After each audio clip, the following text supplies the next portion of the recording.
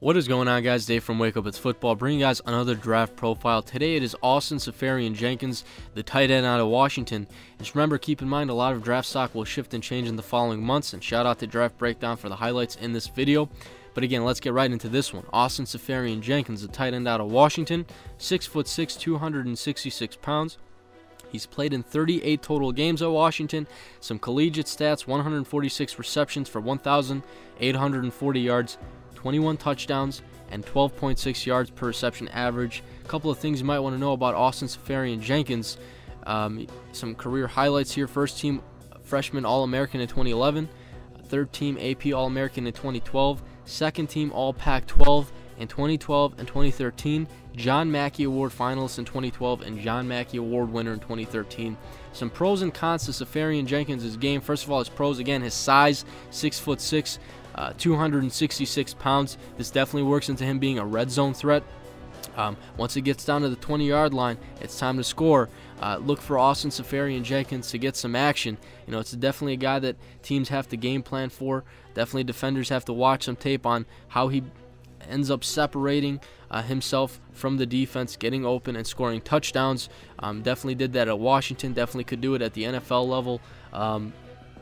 And it's gonna be evident when you watch his tape when he's going up against, you know, corners and safeties who happen to be 5'11", 6 feet tall, and he's got that 6 to 7 inch advantage on them, where the ball has to be accurately thrown, obviously, but once it is and the ball is up in the air, you know, Seferian-Jenkins can just go up and grab it without a problem. Also, his catching and ball skills, I think, are very, very good. From the amount of times I watched, you know, the balls being thrown to him, I didn't notice a very high drop rate. You know, I didn't see him dropping too many balls. I thought he reeled in, you know, most of the passes that were thrown to him. And also his injury history, from what I was able to find out, didn't see too many concerns in that department. Now, cons. First of all, his blocking, as you see there, listed as a pro and as a con. I think Seferian-Jenkins is more of a blocker who's willing to do it, but at the same time needs to be able to improve at blocking, both pass protection and, you know, I guess you can say run protection. First of all, pass protection. He is, you know, many times on the offensive line with the offensive lineman with his hand in the dirt, protecting his quarterback. But I did notice that opposing defensive ends would handle him a little bit, and he wouldn't do a very good job at blocking. There were times where he did, you know, a decent job, but many times he would get beat. Now, when it came to blocking for his running back, I thought he was a little bit more improved in that department. He would be able to, you know, create a lane or create a crease for the running back to run through, and you know, the play would be successful because of the block that Seferian-Jenkins put on the opposing defender.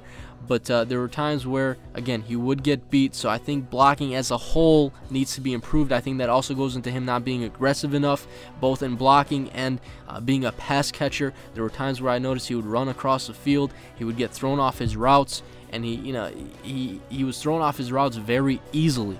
So, you know, he needs to be, I think, more of an aggressive player, and he could work on his blocking to help improve that. Now, DUI in March of 2013. This was a rough spot for Seferian-Jenkins. He was suspended from the team indefinitely, but obviously did manage to play in the 2013 season. He was charged with DUI after he wrecked his car. In March of 2013, he fractured the windshield of the car with his head, but he only suffered minor injuries. And he says he was actually sentenced to 364 days in jail, but he only served 1 day in jail, and 363 of those days were suspended. So Seferian-Jenkins, after he was, you know, asked about that whole incident, you know, obviously he said that it's unlike him to kind of be involved in that kind of behavior. He's very regretful, very sorry for those actions that he had, but definitely going to draw some questions from scouts and from GMs when it comes to his decision making, and you know, why did he do what he did? You know, so that is that. Now, his draft projection, I think he's probably in that second round range, anywhere from 33 to 64. Teams of interest being Oakland, Atlanta, Tampa Bay, the Giants, Pittsburgh, the Jets, Arizona, Green Bay, New England, Seattle. I think those are all teams that could target a tight end at some point in the draft. I think when it comes to the top tight ends in this draft class, I think it's pretty much what everyone's been saying they are. It's Eric Ebron, number 1, because he's a vertical threat, could be a big play type of guy. Jason Morrow is definitely one of those players that could be placed at number 2. I think Austin Seferian-Jenkins it would be placed at 3 right now from all the the 3 tight ends that I've watched. I haven't watched more than 3. This is the 3rd tight end I've watched. I think he ranks number 3 out of those 3 guys. But let me know what you guys think. Throw your comments, questions, and concerns down in the comments below. But that was my Austin Seferian-Jenkins draft profile, and that's all I got for you guys today. I'm out.